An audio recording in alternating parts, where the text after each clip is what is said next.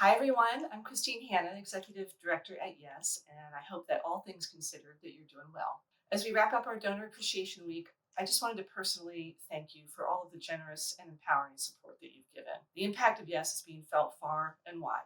And I want you to know that it's not just the stories that you've made possible, but you made sure that over the years, through a tremendous amount of change and really against the odds, that Yes has survived. When I started as executive director in 2017, Yes was still primarily known for and organized around the quarterly print magazine. And there were serious questions about the viability of the organization given the rise of the internet and the decline in print readership. So the first big change that you helped us through was really investing in the technology and the team that could publish quality journalism online every day while continuing to publish a print magazine. Most of our peer organizations, publications that had started in the 90s when we did, couldn't make that leap. And a lot of them are no longer in business. But our donors, you, believed in the power of stories to build movements and to create change. And together we made it. And I just can't tell you how many people have told me over the years that they first found Yes in, a doctor's office or a little free library or even from one of their students' teachers. So it was your solidarity with us during that time that made that possible. Thank you so much.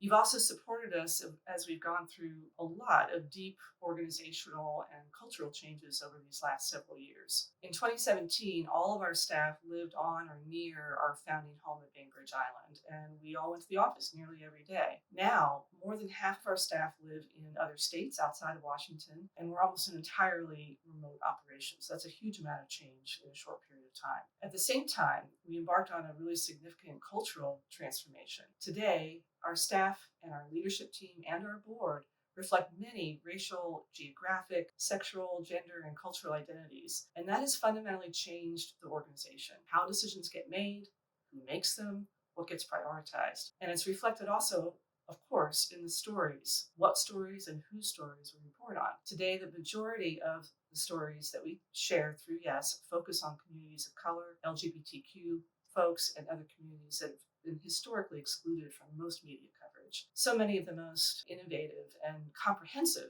solutions to our economic and environmental and social systems have come and are coming from those communities that have really endured the most harm from those systems. And Yes, we believe it's our responsibility and also our honor, really, to share these stories.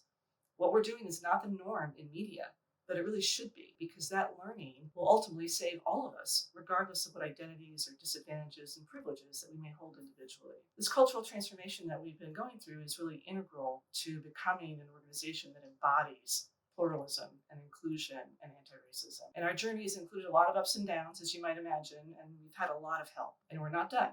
We're not done learning, we're not done changing, but I believe that we are a better, stronger, more adaptive organization because of this commitment. And I'll be honest, not all of our readers and donors have stuck with Yes. There are some who long for a more familiar, more comfortable Yes, a past Yes. But if you're listening to me now, there's a good chance that you have stuck with us, and we couldn't have gotten here without you.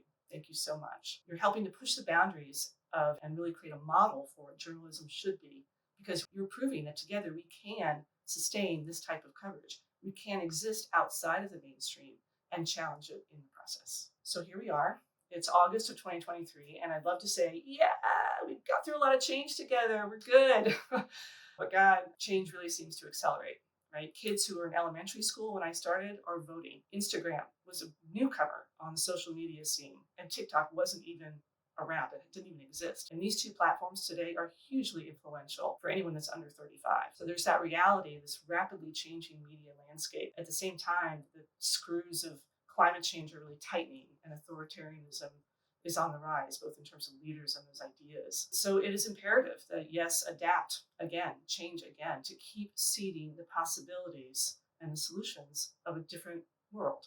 And we know that the only way to have the necessary impact is to do this in partnership and to do it in community with our audience, you, our donors, with other media outlets, and with the organizations who are doing this work on the ground, seeding these ideas and advancing these solutions in communities across the country. So these aren't small tweaks around the edges. They're really significant and strategic changes that are in motion. We want to share more about them with you. I just want you to know how grateful we are that you are with us, that we're doing this work together to keep these stories coming. Yes, it's not only survived because of you, but it's a stronger and more resilient organization that can continue to adapt and change so that together we really can build a better world. So thank you so much. Until soon.